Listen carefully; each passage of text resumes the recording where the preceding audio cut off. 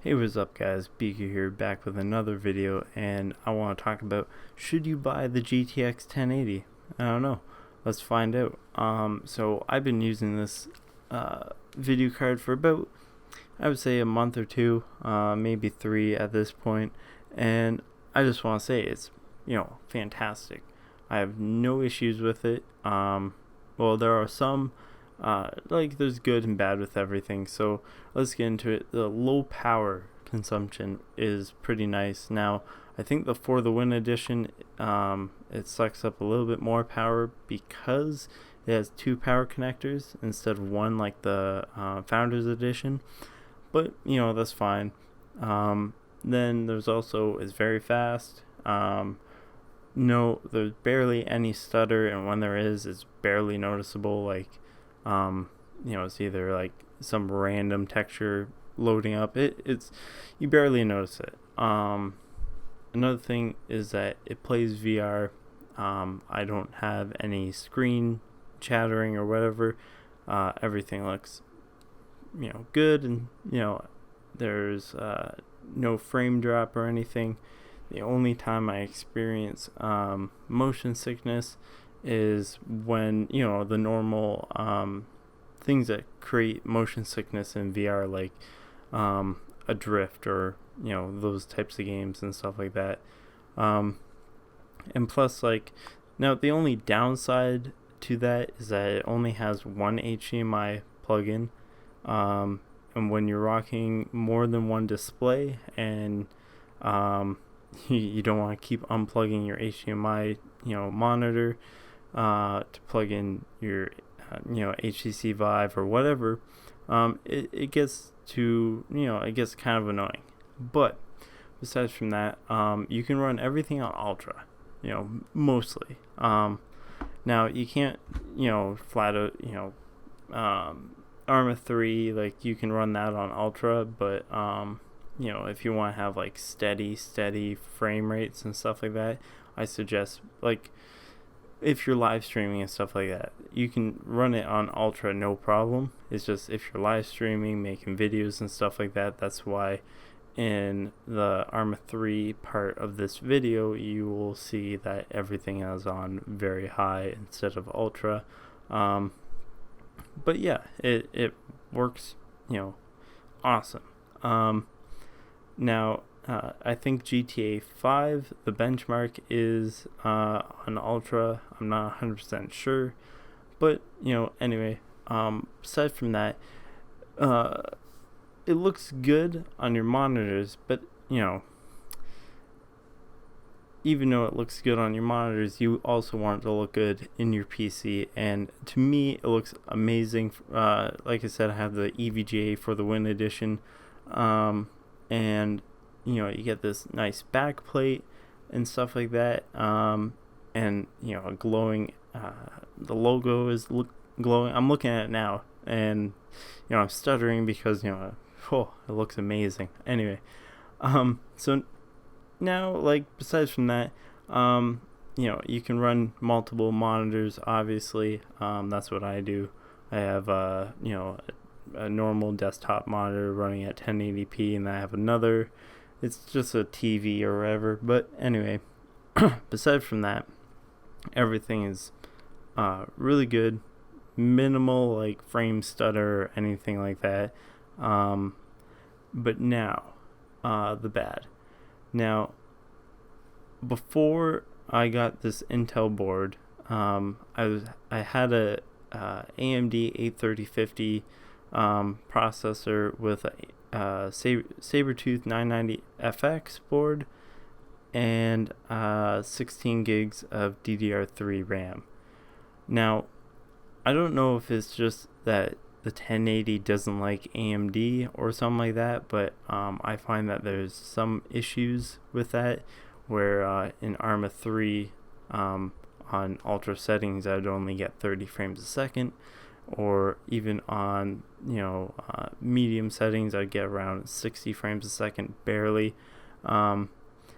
and it's weird, right? So I went out to the store, bought Intel i7, I think it's a 67K with 16 gigs of DDR3 or DDR4 RAM, and a Asus Z170A motherboard. Everything is working perfectly. Now, like the Arma 3 gameplay video that you see there, that's running at around like 100 frames a second, maybe lower, because I am recording.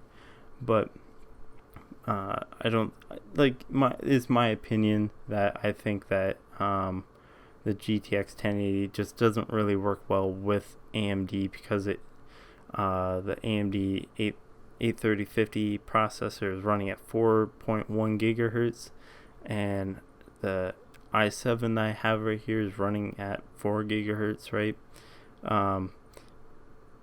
So it's just my opinion. So if you're rocking AMD, I would suggest switching over to Intel before you get one of these. Now it does cost a lot. All right. The EVGA one that I got cost around $1,000.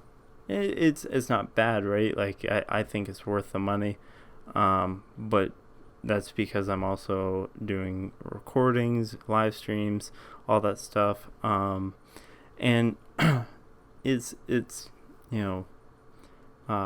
pretty good for all that kind of stuff and video editing and stuff like that.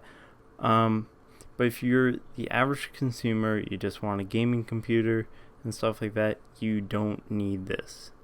At most, get like a 970 or actually no, wait, never mind, don't get a 970 because that's only 3.5 gigs or something like that. Get a a 1060 or something like that. Spend your money on that instead of buying this. All right. Like if you want VR and stuff like that, then get a 960. I'm promising you now, it will do the job, and you'll be fine, right? But if you're a guy like me who likes to, play hardcore gaming and stuff like that, and VR and recording all this stuff and all that, go ahead and get it. It's a pretty good video card for what it is.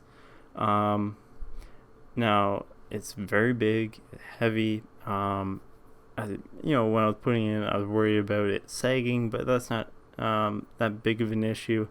And you just pop it in there, whatever. Now the last thing I want to talk about is the fact that it is brand new, right?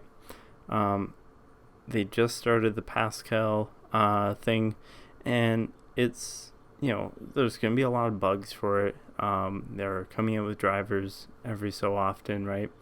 And I think that if you're new to PC gaming, or if you have a pretty good computer or whatever, but you want to upgrade it, I suggest maybe waiting a couple more months, so then they can work out all the bugs. So then if you are an AMD user, maybe they'll fix that. And